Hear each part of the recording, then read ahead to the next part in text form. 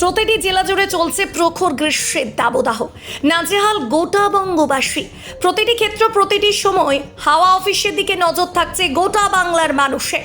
একটুখানি স্বস্তি চাইছে মানুষ। আর এই প্রখর দাবদাহের মধ্যেই ঘটে গেল এক তাণ্ডব। ঘন কালো মেঘে ঢেকে গেল বীরভূম জেলার দুবরাজপুর থানার অন্তর্গত বক্রেশ্বরে।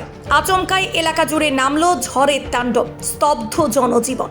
মঙ্গলবার রাত্রে প্রায় 10টা নাগাদ বীরভূম জেলার দুবরাজপুর থানার অন্তর্গত বক্রেশ্বরে আচমকায় ঝড়ের তাণ্ডবে কেঁপে উঠল এবং ক্ষতিগ্রস্ত হয়েছে 3টি বাড়ি সহ বাড়ির বিভিন্ন অংশ। এই ঝড়ের তাণ্ডবের ঘটনাকে কেন্দ্র করে অসহায় হয়ে পড়েছে 3টি পরিবার। তবে ক্ষয়ক্ষতির পরিমাণ কতটা হয়েছে এখনো পর্যন্ত জানা না গেলেও প্রশাসনের দ্বারস্থ হয়েছেন তারা। অসহায় মানুষগুলি এই মুহূর্তে প্রশাসনের কাছে দাবি জানাচ্ছে দ্রুত প্রশাসনিক সাহায্যের।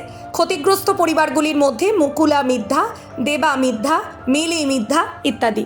গায়ে রক্ত হয়নি, গায়ে ভাঙা চারাগালা পড়েছে, এরা বেদনা বেদনা করছে, পায়ে হাতে বুকে দম আটকে গেছিল। জলটা পেলাম বলে ঠিক হইল। ওখানে কিছু কি তোমার হাতে পায়ে কোনো কিছু লেগেছে? পায়ে লেগেছে, বুকে লেগেছে, পাঞ্জরে লেগেছে। তোমার নাম? হ্যাঁ, তোমার নাম? বাবু সোনা। কাল রাত্রে হঠাৎ করে 5 মিনিটের একটা ঝড় হয়। সেই ঝড়ে তোমার আমাদের এখানকার বক্রেশ্বরের আমাদের এই ডোমপাড়ার সবুজ পল্লী যেটাকে বলে আর কি, সেখানে কয়েকটা ঘর আমাদের ক্ষতিগ্রস্ত হয়েছে। আপনারা দেখতে পাচ্ছেন যে ওই সামনে ঘরের চাল টাল সব কিছু উড়ে গেছে। এই যে আমাদের এই ভাইটা আছে, তো ভাইয়ের একবারে মানে সেই গায়ে আপনার ওই ইট টিটগুলো সব ঝরে পড়ে।